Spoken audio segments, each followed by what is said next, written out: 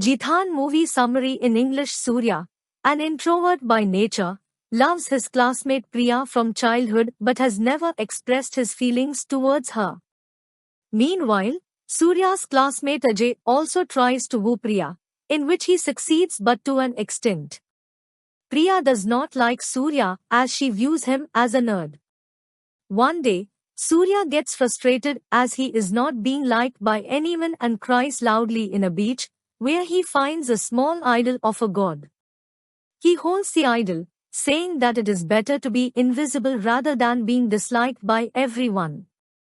On returning home, Surya gets shocked knowing that he has really become invisible, while others can't see him but can only hear his voice. Surya's father is worried, as he is missing. Surya understands his father's love and discloses the truth to him alone. Taking advantage of invisibility, he always accompanies Priya without disturbing her. He also plays pranks on Ajay to exhibit his anger. Surya discloses the truth to Priya, also following which he gets scared on hearing Surya's voice. Surya decides to rob a bank so that he could get some gifts for Priya, following which he gets media attention. A special police team led by Tamizrasu and his assistant Singampuli is appointed to trap the invisible man behind the bank robbery. Priya informs the truth about Surya's power to Tamizrasu, and they set an eye on Surya to prevent him from committing further crimes. Despite attempts made by Tamizrasu's team, they are unable to stop Surya. Surya threatens that he will create problems in city if Priya does not love him. He even pops into Singampuli's house while he is drunk and fights with him, reducing Singampuli to his underwear lying on the floor as Surya is invisible. The DGP and Tamizrasu laugh at Singampuli and tease him, but he swears revenge one day. Tamizrasu comes up with a plan of using Priya to trap Surya and asks Priya to cooperate with the plan. Tamizrasu wants Priya to bring Surya to a deserted place which is already surrounded by police.